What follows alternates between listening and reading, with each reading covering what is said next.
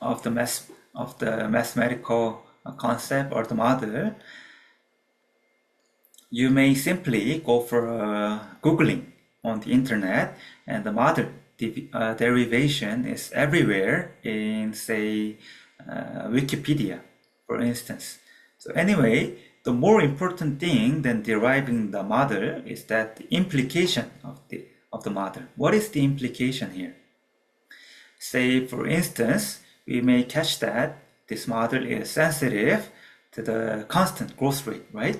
Since we have to assume the growth rate of the dividend. The only fixed, the only constant, the only thing we know that is the current dividend at time 0. So in year current, the only known variable is the current dividend. But since we have to consider the future dividends, you have to assume some growth rate here, right? So the model is sensitive to the growth rate assumption. So as I said already, what is your logic for that growth rate? So this is most the important part. Calculation or the derivation of the model is not that important. You may use computer program, or you can find the model on the internet. So this model is everywhere. The most important thing, the more important thing than the calculation or the derivation is the implication. Okay, so you have to train your logical thinking. And one simple scientific way to derive a growth rate is using the sustainable growth rate by multiplying its profitability. So this is the profitability times its reinvestment. So retention. Retention is, say, if a firm earns $100 in net income, say net income is $100. From that $100, firm may pay out to shareholders as a dividend. Dividend is 배당. So from net income of $100, firm may use this $100 to pay out dividends, or they either keep it, not paying out, just save it for the future investment. So you keep it in your firm, do not pay out. So it's called retention. So this is retain your earnings, save your earnings for future possible investment. Okay. So if a firm pay out $40 a dividend from $100, your payout ratio will be 40%. Okay. So payout here, payout ratio is from $100 of net income, you pay out $40, which is 40%. If you pay out $40 from $100, your retaining, your saving will be $60. So your retention rate will be 60%, which is 1 minus payout ratio. Okay. And the return on equity here, return on equity infers the profitability of the firm. So say on average, the firm, say, earns 10% on its invested equity capital. If you earn some money and retain 60% of the earnings for future reinvestment, you may earn 6% profit in the future, because say on the first year you earn $100, and you pay out $40 and you retain $60 to reinvest in the future. If your average profitability, if your average rate of return on equity is 10%, we can say that from this $60, you can make a 10% profit, which will be a $6. Okay, so you will earn you will earn additional, so this is the important part, you will earn additional $6 on that retain $60 in the future, which is 6%. So if we assume the return on not assuming the average return on equity is say 10% and the retention rate is 60%, it is reasonably or predict that the firm will make some additional 6% in the future. It means the earnings will grow at a 6%. Okay, so one simple way to assuming your future growth rate is using this formula, which is a sustainable growth rate formula.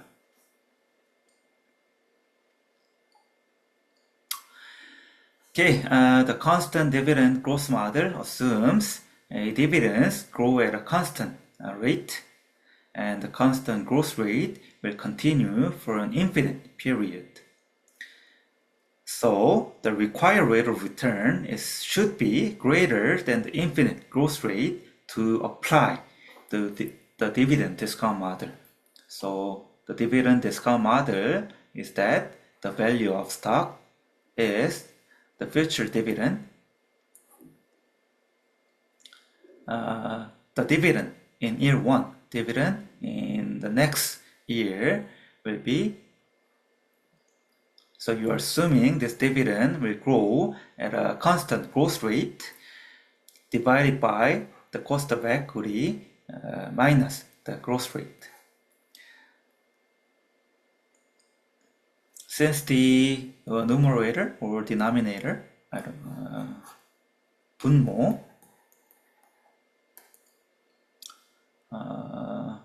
denominator.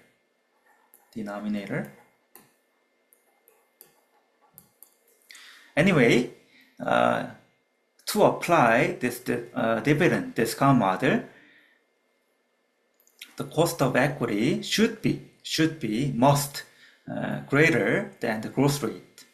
Okay, if the growth rate is greater than the required rate of return on the stock, will be the denominator will be a negative number. So in this case, the value of stock cannot be measured, right? So if you use negative number in the denominator, the value of the stock will be negative. This is impossible, right? Because value of the stock is always greater than 0. Okay, so another assumption is that the required rate of return should be greater than the infinite growth rate. Okay, there is a two-stage dividend discount model. So in this case, we may divide the period in two periods. First, the high growth stage, and second, the normal or the stable growth stage. Okay, so the infinite period of DDM, the dividend discount model, assumes constant growth rate for an infinite period. But in reality,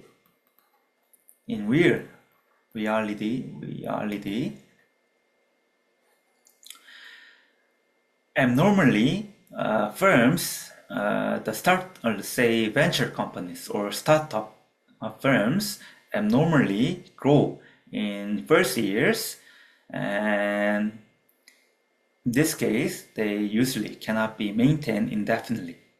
Say startup firms so grow very highly in first stage, in first years of their operations, and this growth rate will start to decline in the future and be stabilized. So say maturity firms. So therefore, okay, oops, there is a typo. Therefore, temporary conditions of high growth cannot be valued using a dividend discount model. In this case, two-stage models can be applied for firms with supernormal growth. Okay, to reflect those supernormal growths in the model, we should combine the models to evaluate the years of a supernormal growth stage and then use the constant dividend growth model to compute the remaining years at a sustainable rate. Okay, say let's draw a timeline here.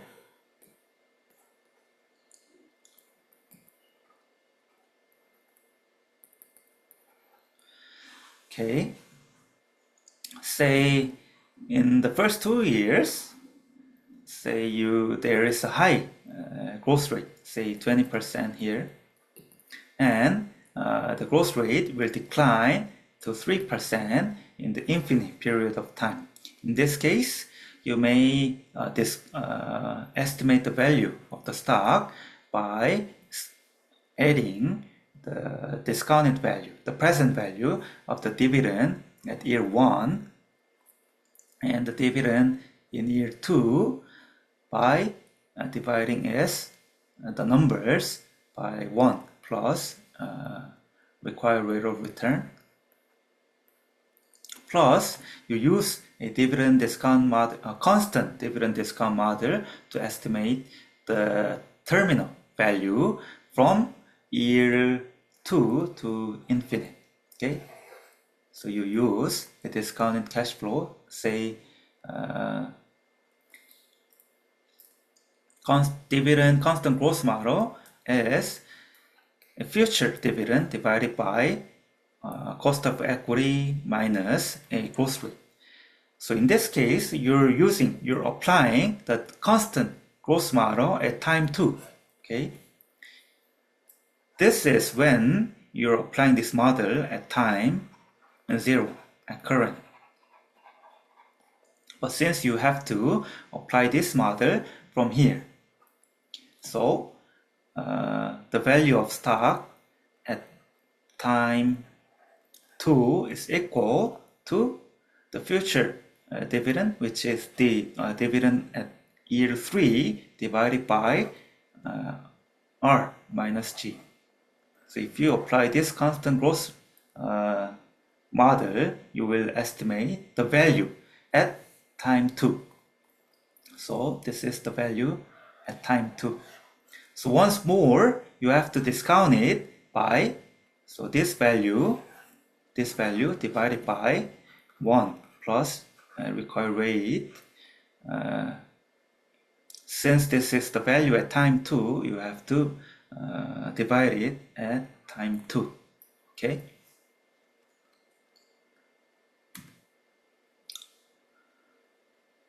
Okay. From this here, please practice. Say this is a practice problem. So at home or with your group members, try to estimate, try to calculate this problem. Okay. Of course, at the offline class next week, I will show you how to calculate this estimation. But before that, please practice by your own self. Okay. To get used to it. Okay. So thank you for listening. Let's assume this part from next week. Okay. All right. See you next week.